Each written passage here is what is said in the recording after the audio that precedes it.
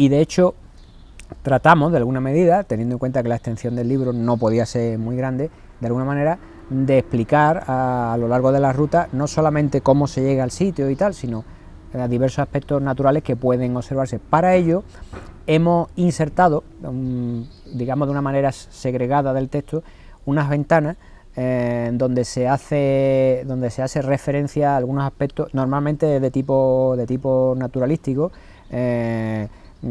que tratan de informar al caminante de ese tipo de cuestiones.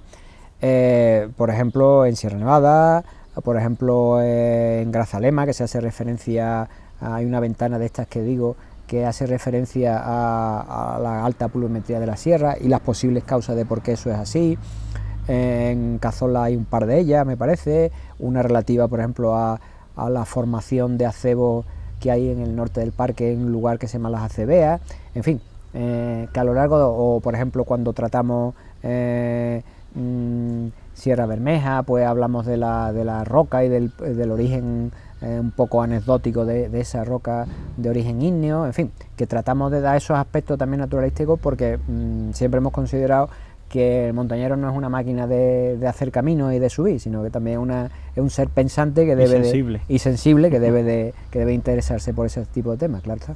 Enrique, bajo tu opinión, ¿en Andalucía se conjuga bien la actividad montañera y la conservación? Yo creo que todavía no. Muchas personas que salimos al campo albergamos al menos esa ilusión o esperanza, ¿no? Pero descubro muchas veces hablando con gente en el campo cuando estamos en la ciudad, de que no siempre existe esa convergencia de intereses, digamos. Porque como antes hacía referencia, desde mi punto de vista, tanto la naturaleza como la montaña para mí se confunden de alguna manera. No para otras personas, todo el mundo tiene derecho a pensar como quiera, ¿no? Evidentemente. Algunos ven en la montaña más un aspecto deportivo y a lo mejor los aspectos naturales o conservacionistas quedan un poco de lado. No obstante, no es tampoco excesivamente frecuente. Lo que sí me parece que hay una divergencia enorme es desde el punto de vista de la administración. Muchas veces oímos a los políticos expresarse en los medios de comunicación y podemos advertir que frente a un discurso que se da muy propagandístico en relación a que las administraciones, las diversas administraciones, me da igual el rango que tengan, hacen una propaganda y una venta, publicitan los lugares realzando sus valores naturales y el interés y el empeño que pone la administración en la defensa de esas cosas, intentándola de alguna manera insertar en el desarrollo de actividades naturalísticas como el senderismo, otro tipo de cosas. Después resulta que a la hora de la verdad hay muchos choques en ese tipo de cosas, ¿no? O sea, la defensa, o sea, el conservacionismo va por una parte, normalmente la administración suele tener bastante manga ancha en muchos aspectos, y por otra parte, cuando vamos los montañeros a lo mejor a realizar una actividad, nos encontramos con cortapisas de todo tipo, ¿no? Como si nosotros realmente fuéramos los culpables de las grandes tragedias que ocurren en el monte y no existieran incendios y no existieran urbanizaciones ilegales y no existieran carreteras y que ese tipo de cosas, ¿no? Que son mucho más dañinas, pienso yo, que para el medio natural que la actividad que nosotros realizamos. En fin, son cuestiones un poco distintas quizás a las que me has preguntado, pero yo, desde el punto de vista personal y hablándote de mí mismo, pienso que un poco enlazando con lo que antes te decía, que para mí las dos cosas están muy unidas y no entendería la una sin la otra casi.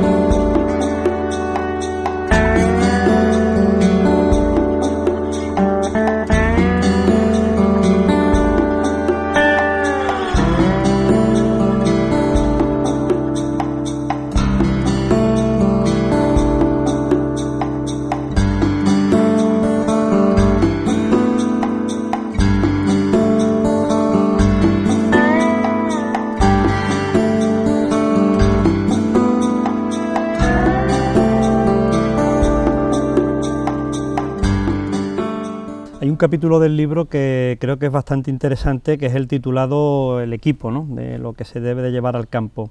Y respecto a esto del equipo, quería preguntarte por la aplicación de las nuevas tecnologías para uso montañero, en el caso del GPS, ¿no?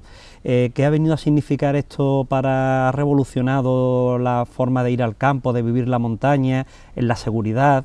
Que todo este maremunda de tecnologías aplicadas, ¿qué te parecen en la montaña?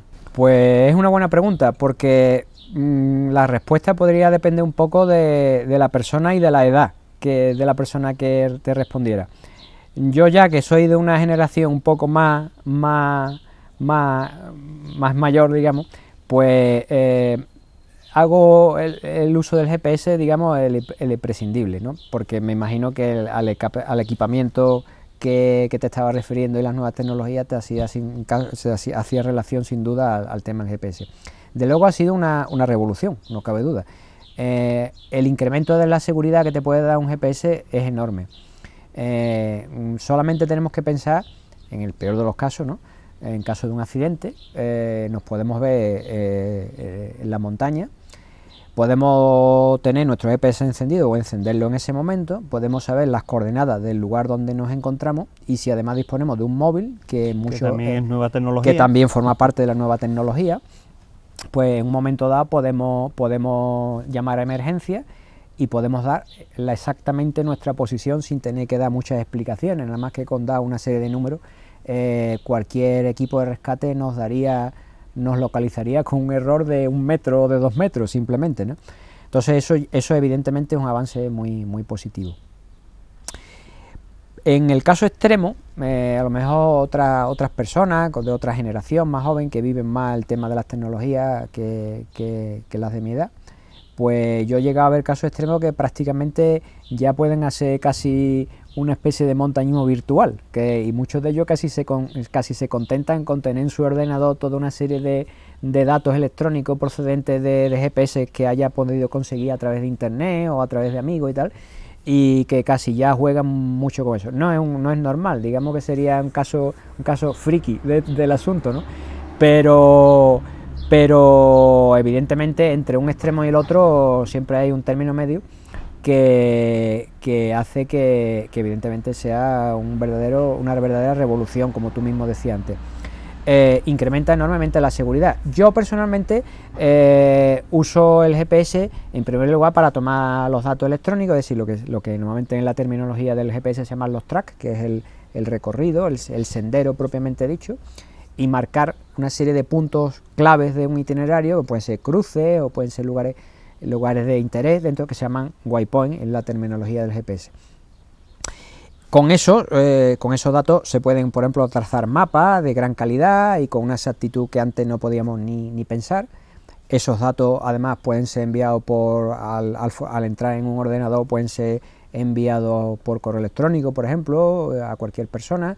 Pueden ser editados electrónicamente mediante una serie de aplicaciones que están especializadas preparadas para ello. Y sobre todo pueden ser usados por otras personas. Cuando tú tienes esos datos metidos en tu GPS y vas al campo, yo por ejemplo, como te decía, no soy un usuario estricto, tengo en mi memoria una gran cantidad, tengo mi GPS, digamos, en la memoria, y me guío de mi intuición y de mi conocimiento. Pero siempre te puede ocurrir que en un momento dado te veas en lo alto de una montaña, una zona alta expuesta a una niebla, donde no haya modo humano de orientarse. Entonces tú sacas tu GPS y el problema se acaba, ¿eh? La verdad que es un gran invento. Eso, y como antes añadías tú, el móvil, ¿no? Y también, bueno, quería añadir de que en otras 2 publicaciones tuyas, como son Sierra de Aracena y Picos de Aroche, Guía del Excursionista, y Sierras de Cazorla, Segura y Las Villas, Guía del Excursionista, incluso se ofrecen a los lectores que hayan comprado el libro, se les ofrece la posibilidad de que tengan los tracks y los waypoints, como bien explicabas antes, de esos recorridos. A ese respecto, ¿qué acogida ha tenido esta novedad, ¿no?, digamos, editorial, ¿no?, la de dar el libro, poder comprar el libro y poder obtener estos waypoints y estos tracks? Pues la acogida, según recibimos a través de correo electrónico en la editorial, ha sido excelente, es la verdad. Porque la editorial La Serranía ha sido la primera editorial que ha puesto a disposición estos datos, ¿eh? Es decir, por un lado compras el libro Y por otra parte, si así lo desea, puedes solicitar a través de un correo electrónico estos datos y la editorial amablemente te los da sin ningún tipo de problema, ¿no? Entonces la acogida ha sido enorme porque estás aportando por una parte una información muy fidedigna y muy exacta, que es el track y los waypoints que te permiten seguir la ruta, pero por otra parte estás aportando la enorme información tanto textual como gráfica que aporta el libro, ¿no? Y entonces pues yo creo que las dos cosas ensambladas forman un conjunto perfecto, ¿no? Digamos. Binomio perfecto. Y de hecho ya digo, es la primera editorial que lo está haciendo, seguramente nos copiarán más, en el futuro nos copiarán más, porque yo creo que es la línea, me parece a mí que es la línea así. Enrique, en una tierra tan rica y tan variada en cuanto a montañas como Andalucía, me figuro que habrá sido un gran quebradero de cabeza el elegir la sierra, los recorridos. ¿Cómo habéis hecho para intentar satisfacer a la mayoría posible de lectores? Pues no te vayas a creer que la elección fue muy difícil, porque en realidad esto es una cuestión muy subjetiva, y siempre ya sabes de antemano que va a haber gente que te va a criticar, que va a decir, ¿cómo es que no habéis metido eso, no? Evidentemente hay cosas que no iban a poder faltar, a nadie se le ocurriría no poner Sierra Nevada o no poner la Sierra de Cazorla, ¿no? Eso está claro, o la Sierranía de Ronda o Grazalema o cosas así, ¿no? Pero el criterio un poco, ya algo apuntaba antes cuando me preguntaba sobre cómo se estructuraba el libro, fue meter cosas conocidas, las que no podían faltar, y cosas desconocidas. O sea, una sierra que hace años que, por ejemplo, pongo un ejemplo, que hace años no conocimos, un poco por el interés que tienen, yo creo que todos los montañeros, de que les gustan conocer las cosas poco conocidas, ¿no? Y que si ven en un mapa, normalmente los mapas son la fuente de inspiración, ven un lugar un poco apartado y eso, normalmente allí se suele focalizar nuestra atención, ¿no? Por lo menos los de los montañeros curiosos, ¿no? Y entonces pues conocimos, ya te digo, en algún momento alguna sierra poco frecuentada, y allá que fuimos a ella, ¿no? Y entonces cuando se propuso la realización de este libro, pues pensamos que esas sierras poco conocidas, poco frecuentadas, podían aparecer en este libro precisamente para darlas a conocer, era una manera. Entonces digamos que la elección oscilaba entre dos criterios, lo necesario, lo indispensable, lo muy conocido por una parte y lo poco conocido por otra. Entre medio pues también algo intermediamente conocido, ¿no? En resumen, tratar de satisfacer a esas dos tendencias, digamos, no se consigue, porque, insisto, es un tema subjetivo, claro. Por eso digamos que nuestra subjetividad y nuestro libre albedrío pues es lo que conformaron el libro que actualmente tenemos en las manos. En esos criterios me figuro que tampoco habrá entrado, bueno, pues el querer satisfacer un número de rutas por provincia, ¿no? Porque claro, la diversidad, hay provincias que son mucho más montañosas que otras, y en ese sentido, pues claro, tampoco os había ajustado a esa normativa, ¿no? Efectivamente, está claro, Andalucía Oriental es muchísimo más montañosa que Andalucía Occidental, eso es así, Entonces, entre la provincia de Jaén y la provincia de Granada, pues prácticamente se lo llevan porcentajes, y la de Málaga, por supuesto, no es